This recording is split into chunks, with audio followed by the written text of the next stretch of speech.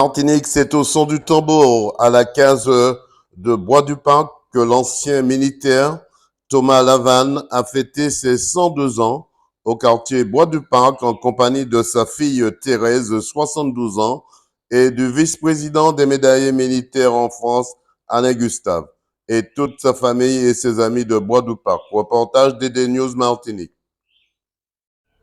Thérèse Lavanne, Oui, alors c'est vrai, aujourd'hui vous fêtez combien de temps? je fête mes 72 ans aujourd'hui. 72 printemps. Printemps, oui.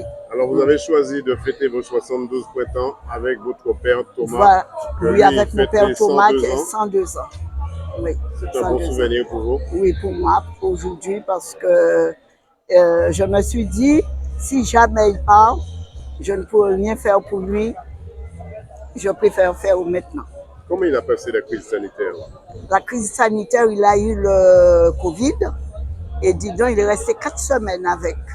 Et c'est moi toute seule qui a pu faire tout ce qu'il fallait faire pour lui. Aujourd'hui, on va voir tous ses amis. Tous ses les- amis, voilà, quartier, c'est dommage tout le que monde est ses là. enfants ne sont pas là.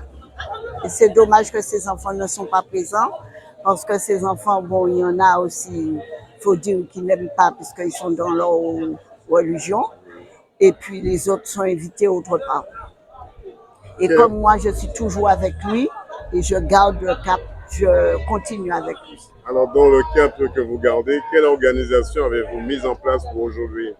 Aujourd'hui, j'ai mis comme organisation à faire... Beaucoup de personnes vous ont aidé à mettre en place. Une sœur me fait la surprise. Une sœur que je ne m'attendais pas me fait la surprise. Donc oui, aujourd'hui, j'ai pu avoir des amis, des voisins qui sont venus me donner un bon coup de main pour préparer, pour mettre tout en ordre, afin que mon père puisse être, comment dirais-je,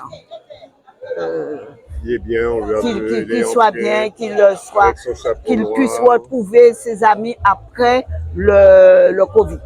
Parce que depuis des années, depuis le Covid, on ne l'avait pas du tout vu. C'est beaucoup d'émotions aussi. Ah oui, aujourd'hui. beaucoup aujourd'hui. C'est beaucoup. Qu'est-ce qu'on peut vous souhaiter pour la suite?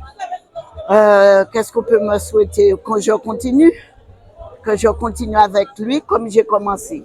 Et que Dieu vous prête Que vie, Dieu me aussi prête longtemps. vie encore pour que je puisse avoir la force et le courage de pouvoir le garder, m'occuper de lui comme je fais. Oui, alors bonjour à tous et à toutes. Et je me prénomme Alain Gustave. Je viens de la région parisienne, Val-de-Marne exactement, et pour ceux qui y connaissent. Et là, voilà, je suis à l'UNC, l'Union nationale des combattants. Je suis vice-président de l'UNC, l'Union nationale des combattants.